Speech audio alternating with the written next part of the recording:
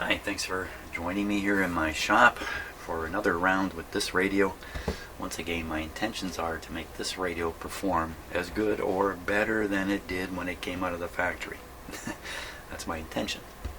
Now what I'm going to do today, what I was thinking was maybe I will do the local oscillators on all the bands on this radio. There's how many bands? 8 bands? 9 bands? And I would just go through and just adjust the local oscillators, make the pointer accurate on the front scale here.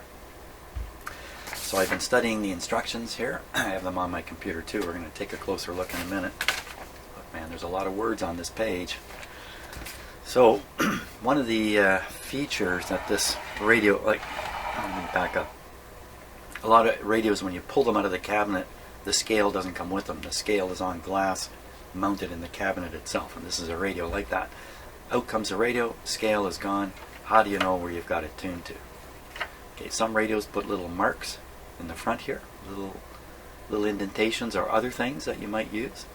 And other radios put a scale on the back here, so you can see. I don't know if you can see it. Yes, you can. There's a scale here. It goes from 0 to 100, and of course, when you tune the radio, the slider slides up and down the scale. Excuse me. So you can use that to mark where you are. And first thing I want to do before I do anything is make sure the pointer's in the right place. I have no reason to think it isn't, but I have no reason to think it is either. So I really want to double check this. And there is some information on those sheets that talks about this, but I can't sort it out, and that's why I've turned on the video, so you can help me. You can help me sort it out. What else do I need to show here? So when the tuning capacitor is fully closed, which I think is what it says here, adjust gain condenser to maximum position.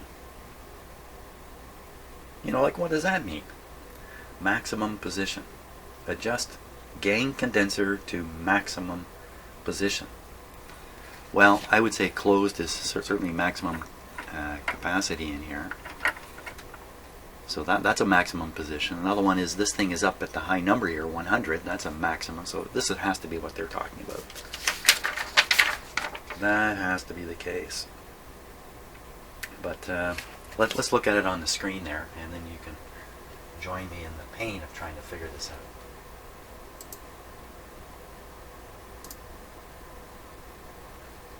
Okay, so this is the same page where I was waving around in front of the camera.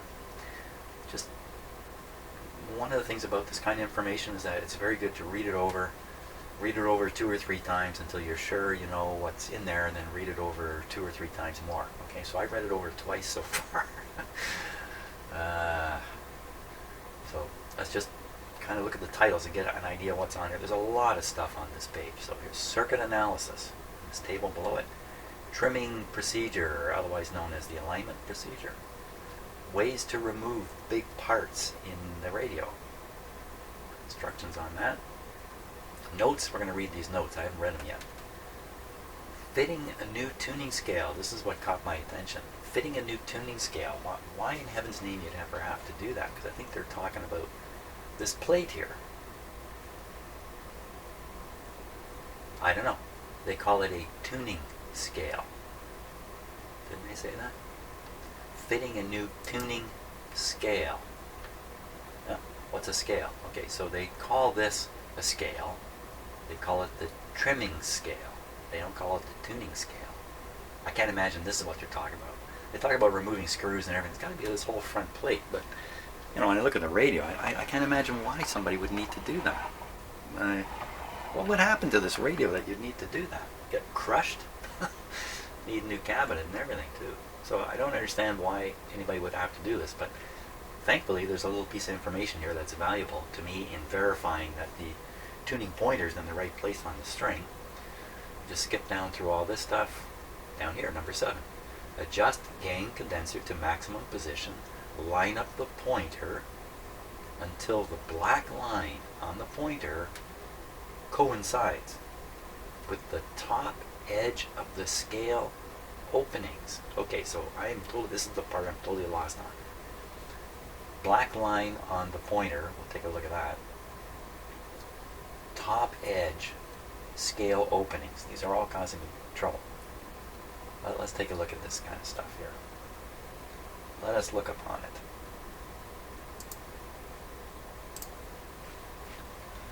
Okay, now, casting your gaze. First part is black line on the pointer. Okay, so we can assume that this is what they mean by the pointer. There is a black line on the front edge of this pointer. It's a white bar with a black line painted on it. So would that be the black line on the pointer? I'm pretty sure. Okay, I can't find any other black lines or anything else that might be called a pointer. Although, when you're looking at the scale, you can't see the pointer. Instead, you see this bracket piece here. There's no black line or pointer or anything to tell you which part of this wide piece you're supposed to be lining up. More on that in a moment. Black line on the pointer coincides with the top edge of the scale openings. Okay, scale openings. Openings. What are they talking about? So here's the scale here.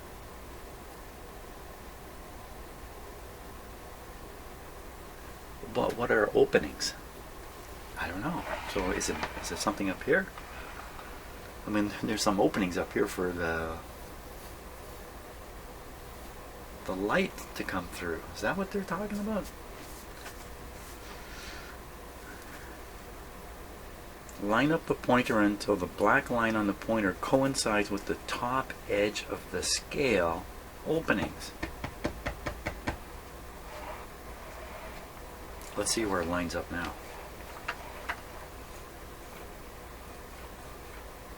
Okay, so what's happening is it's bumping into, it's hitting a mechanical limit here. It's bumping into something. You can hear it. And then the string slips after that.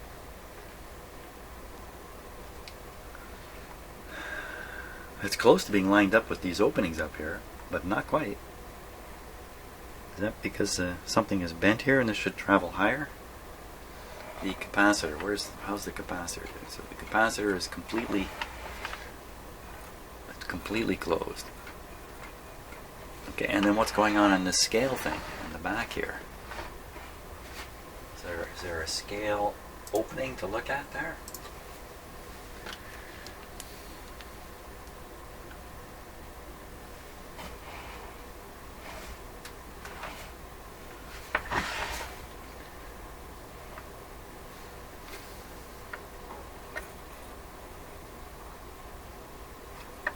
Okay, so this is the top right here. Okay, so a couple of guesses on this. One would be the scale along here is set to be read right in the center of this bracket. If you look in the center of the bracket, there's a little... Is that the opening they're talking about? That little gap there? Sorry, it's a little out of focus, but you can see there is a little bit of a gap, and it lines right up on the 100. Look at that. Okay, so we're going to assume. I think I figured it out. Thank you so much for your help in doing this. I think that little spot right in the middle there, right where the 100 line is, that's. Well, let's go down to the other end and see what happens here.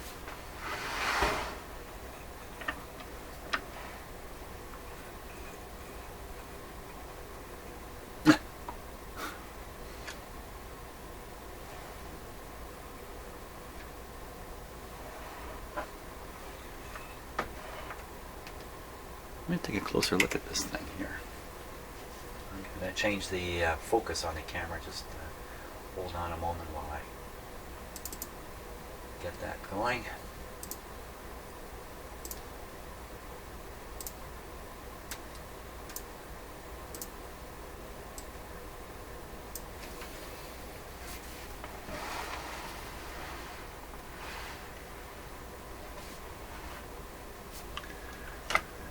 Pretty close look at it.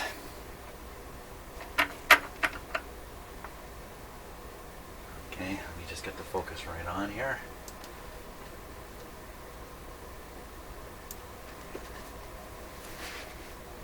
Well, it looks, you know, it looks like there's only one possible marker point, and that's that little, excuse me, that little cutout there in the center, right at 80. That's got to be it. Go down here.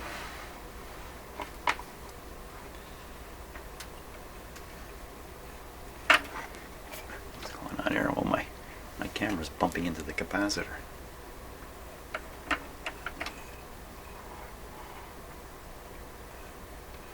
You'd hope it would stop like that, but it actually goes quite a ways further. What am I supposed to do with that now?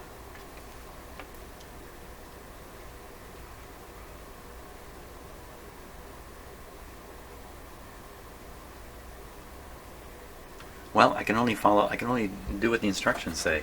Yeah, I'm going to have to interpret a little bit here. And adjust the condenser to maximum position. Line up the pointer with the black line. Black line on the pointer. So it is talking about the front pointer. Coincides with the top edge of the scale openings. I don't know what to say. I think I'm going to have to go with the stops at 100 here and leave it at that. So it goes ever so slightly past.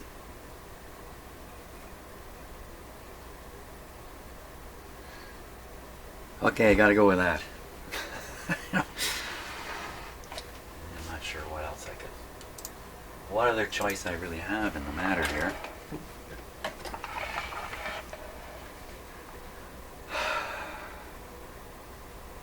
Okay.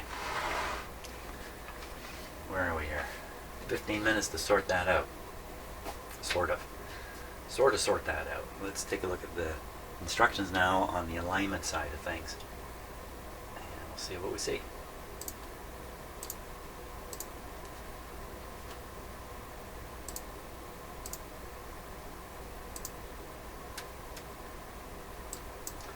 Okay. Circuit analysis. You know what? Actually, forget the alignment. This is the part I want to really check out. So they're giving me an opportunity to find a bad voltage in the radio by telling me what they should be at various key points through the radio. It's well worth poking away at this and seeing what they really are. But there is a challenge that comes with this. Look at that voltage. 540 volts. And here's the challenge. Measurements taken with a 500 ohm per volt meter. That's not a very good meter. 500 ohm per volt meter is drawing a current sufficient to probably affect some of these voltages. So the only way you get this reading is with a meter of this quality. And of course the meters I have, everybody has these days, newer meters, and even the old vacuum tube voltmeters are much, much better than this. Maybe 10,000 ohms per volt. Off the top of my head, once again, never quote me on any of this stuff because I often misspeak in that. But the fact is, I should expect when I use my meters to get, in many cases here, higher readings. Higher reading wouldn't really hurt too much, I don't think. So even though this table says, for instance, 80 volts here, I might read 90. I don't know. Volume control, so a couple of set, broadcast band, gain condenser, fully meshed, no signal input, volume control minimum. So we just set that stuff like that. And away we go. So that's what I think this is really what I want to do next. This will relax me in terms of, is there a bad voltage in the radio? That kind of stuff.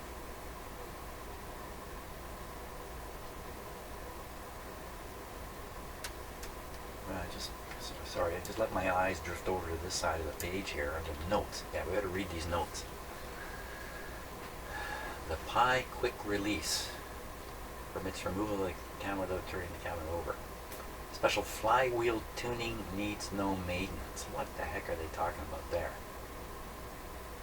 Flywheel tuning needs no maintenance. There's a big heavy flywheel in this radio, which makes tuning it lots of fun. I guess I mean no lubrication. 100 division trimming scale. Oh, this is good. Printed on the back of the scale reflector plate for use with trimming the receiver outside the camera. The top, here we are. Oh, here we are. The top of the pointer carriage serves as an index for the scale. Oh, I was wrong. The top of the pointer carriage serves as an index for the scale. When no accurate frequency is available, the receiver will be calibrated against the broadcast. Yeah. Yeah, back in the day, not a lot of repair shops had frequency accurate signal generators. 2 to 4 ohms external speaker. Oh, good thing I'm still using the speaker it came with. Wow, that's very low too. Dial lights. Okay, so we got some information here, and it doesn't jive with the radio here. Let's just read it again. Top of the pointer carriage serves as an index for the scale. Okay, glad I read that. Almost booped up. So that means we got to move this pointer, because the scale, in fact, give me a second here while I get this guy ready. What's going on here, Mr. Camera? Yeah, I have a lot of misters. I don't have any misses. I don't have Mrs. Camera here, just Mr. Camera. Okay, a little fix on focus here. Give me 1 second. Okay, now what's actually happening on this pointer, it's actually crashing into this wheel here. That's actually what's stopping it. Or is it? Maybe it's not. It's just getting really close. No, it seems to be trying to climb up that wheel.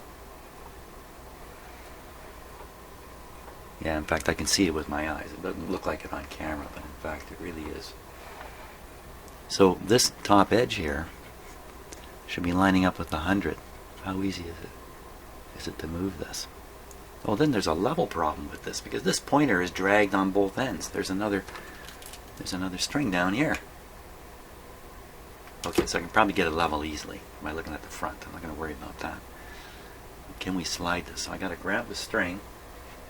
As I pointed out before, you grab the string not where you expect. You grab it where you plan to push it towards. Okay, wait, is this thing fully meshed? Wait 1 second here, just make sure. Yes, fully meshed. Grab the string. The pointer.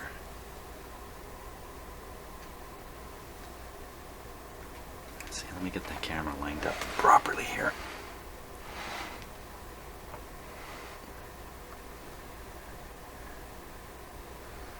Well, the top of the bracket is curved, man. Come on. Top of the bracket, eh?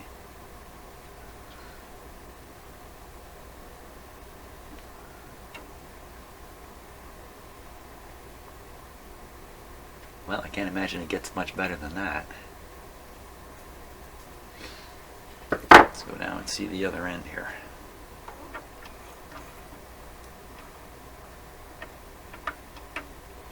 What happens at the other end? You know, perhaps you continue using the top.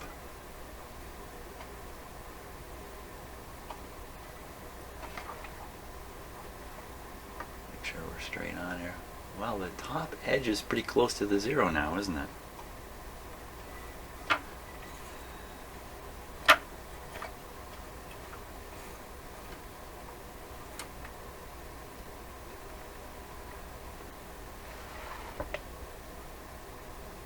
Parallax problem.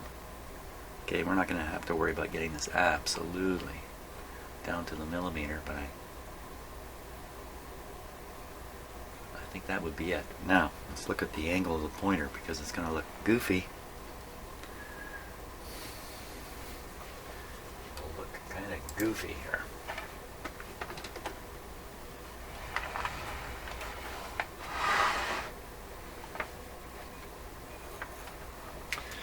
Look at that, there's a straight line right, there's a bend in this plate, and it puts a nice straight line right there, and then there's a shadow from my lamp. Excellent. Okay, so we want to lower this one. I want to grab the string.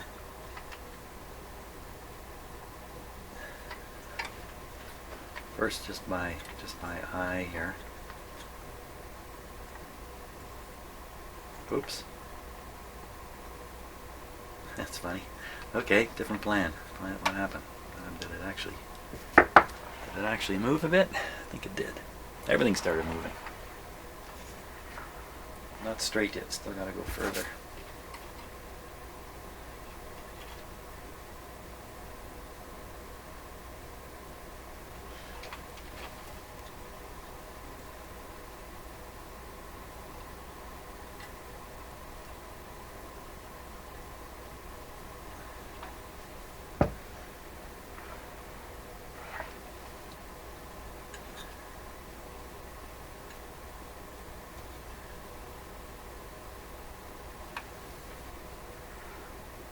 Pretty close now. You can see paint repairs in here. I wonder if I did that.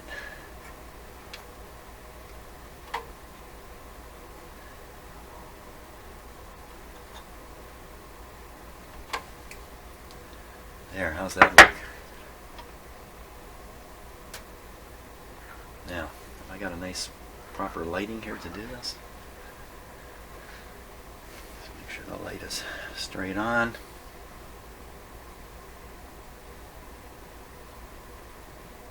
Still a little high. All this just to get the pointer. Oop, I think I went too far.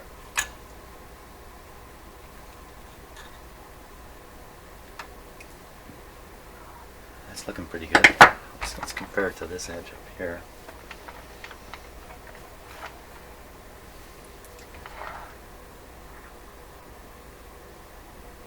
Looks pretty good.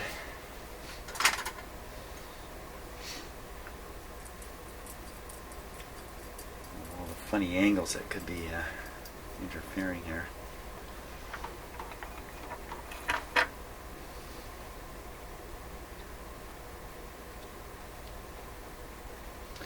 Let's go from try from here first.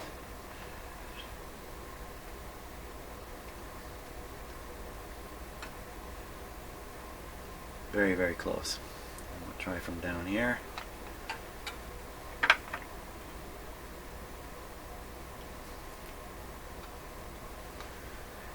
Very, very, very close. Okay. I'm reassured I have this pointer in the right place now. You know what? Now it's running off the end and bumping into the bottom pulley here. Okay, the clicking is the capacitor reaching its maximum spot.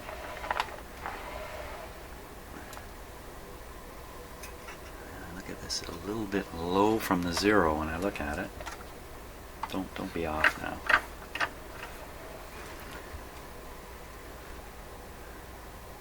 But it's dead on the 100 at this end. Okay, good enough. I think we're good enough. I did mention that this radio has a band spread scale that's spread enough that you should be able to tune for a specific frequency with this radio, which sets it apart, certainly from most shortwave radios of this vintage. Most of them, the dial is so crammed, you're just kind of guessing where you are.